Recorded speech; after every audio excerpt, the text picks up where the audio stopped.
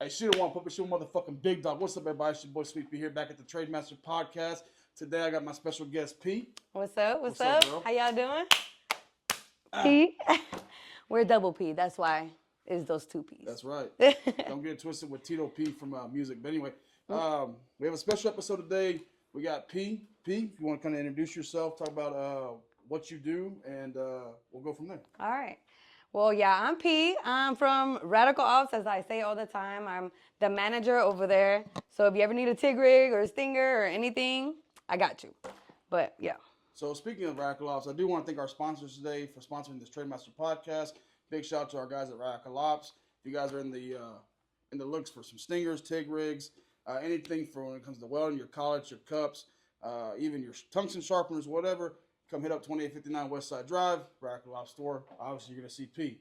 I'm the first face you're going to see. So, with speaking about that, since you just said you are the first person they're gonna see when they come to Radical Ops, you kind of have to know a little bit about welding, right? Most definitely. You're not gonna bring an elephant that don't know how to do tricks in the circus. Yeah, exactly. So, saying that, what do you know about welding?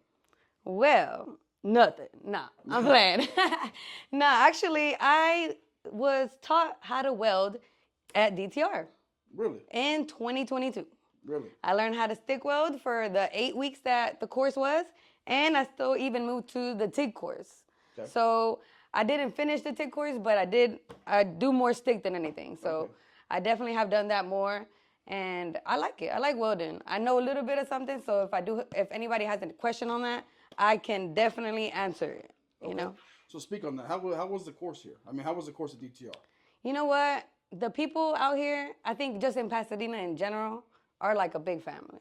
So whoever is teaching you that is in DTR really wants you to succeed. So they're going to help you with whatever. They're going to answer all your questions. And I know that's kind of biased because I work here. But I wasn't working here when I started to weld. So I had to just learn it myself. But people, man, I'm telling you, I could not have exceeded if the people like Matt taught me how to weld a little bit. Mm-hmm. His dad, Dominic, taught me how to weld a little bit. There's another instructor here that used to be here, and he taught me a lot. And I'm always going to be grateful for that, for sure.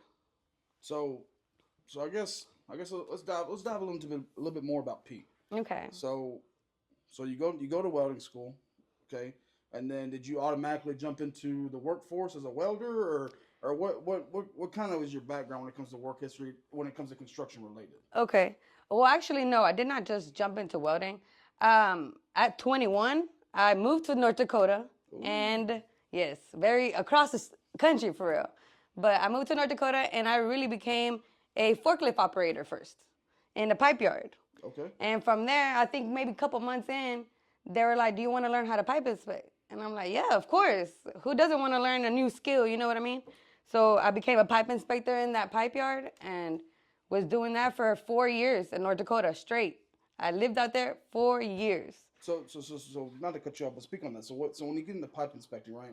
We've had previous people on here that had the CWI and stuff, and so in that pipe yard, you didn't necessarily have to have the CWI, right? No, I did have to have an NDT. Oh, okay. Okay, so I did NDT certification on pipe threads, not the actual pipe. Well, actually, we did UT pipe also, and we did EMI if there had any cracks on the pipe, and we would get it fixed, you know. But yeah, I had to get an NDT certification. I went to a trade school kind of in North Dakota that certified me. Okay. So did you just stop at the inspector part, or did you keep going, or? Oh, no, definitely kept going. I cannot sit still. I am a person that likes to go to the highest position. So I became a supervisor in the yard. Then I had that under my belt for a good year, and that's when I moved back to here, and I learned how to weld. Okay, so basically, you move across the country, and then you go to a forklift operator. So I really want to speak on that too. So how does it feel? Because construction, no matter if it's a pipe yard, paper mill, the refinery, oil and gas, oil field, stuff like that, it still is a pretty well-known thing that it's a male-driven industry. Yeah. So from a woman's perspective, can you kind of dive into what it was like getting into that industry and kind of I guess the trials and tribulations you may have faced, if you did face any, and then really, then I'm gonna follow my next question. But yeah, if you can just kind of go into that, dive into that, please. Of course, like honestly, being a girl in a male industry job is gonna be difficult for anybody. Right. You're barely starting. One, I didn't have no idea of no oil field. I had no idea what to do. I didn't even know names of certain tools, to be honest. Okay. And me working there and asking the questions that need to be asked and listening to the people that are trying to teach you is gonna help you, right. You know. And like I said, it's mostly men. So and I hate to say that, but a lot of men don't like to teach women at all. And especially because there's a stigma on women, like they're just pretty. They're gonna work here. They don't gotta learn anything. Right. But honestly, you can probably do that. But I'm just not that type of girl. Like I wanted to learn anything because I want to be able to teach my younger brothers. I got 2 young brothers that are looking up to me right now. That I have to make sure that they go in a correct path as well, right. And not end up in the wrong path. Right. You know, so I'm gonna try to learn as many trades, as many jobs, so that way they can see that their older sister is doing that, and they're doing it. No matter what the men say, or if they didn't want to teach me, I made sure to talk to the right people that did want to teach me. So like you said, you asked questions. So basically that goes back to the old saying, closed mouths don't get fed. Exactly. So that, I mean, like I said, I go into that, and then you go to that transition right into a supervisor. Yeah, that's a difficult part. So can speak on that, because me personally, I'm in supervision, right? I have a supervisor job outside of this. Yeah. So but I'm a man, so right. It's a little bit easier for me. So if you could go in and dive into what it was like as a female supervision spot, especially with men working under, not underneath right. you, but working for you. So I actually was a supervisor in a pipe yard right here on Sheldon Road, and I was a supervisor over 30 guys, and they have to listen to me, you know what I mean? But it was so hard because when I first started, they needed to know that I knew what I was talking about. Right. Exactly. I had to know how to drive a forklift because we're loading trucks every day. I had to learn how to do the math on how much weight goes on a truck. And I had to show them that I can do it, and I don't need you to pick up the boards for me. I got it. And honestly, transitioning to being a yard helper at first in that job and then becoming the supervisor, they respected that. And honestly, I didn't have that much backlash. To be honest, if I had any backlash, was from people outside the job. But man, I got a lot of respect just because I put myself in a position to know the steps and how to do things and help other people, that they were like, why even give her a hard time? Like, she knows what she's talking about. So you basically stood 10 toes down. Definitely. I don't let nobody tell me nothing else, and unless they're trying to help me, of course. But I definitely help whoever, and I try to be knowledgeable because I want to answer all the questions you got. Right. As a supervisor. Of course. You know what I mean? Because at the end of the day, my supervisor told me this. Exactly. So they're gonna blame me.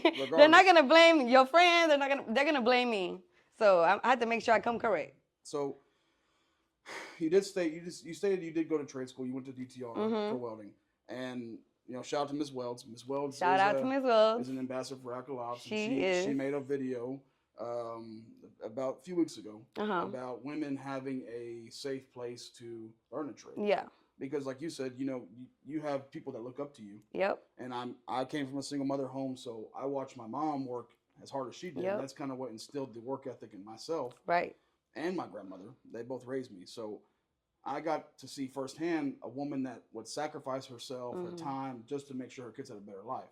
So what I'm alluding to is really, if you could speak on that, right? A safe place. Because women, like I said, they already are at a disadvantage. Yep, very. Because men look down on women already to begin with. And then once you get into that field of being in their ballroom, they're gonna feel threatened because well, I'm not going to take orders from her. She's a woman, right? But you took those extra steps. You went to a trade school. Yep. You worked your way up in the pipe yard. So really, I guess touch on that. Touch on Miss Welds' video and how that kind of impacted you, or how you felt about that personally. Yeah, actually, shout out to Miss Welds. She's awesome. She's the sweetest woman, I swear.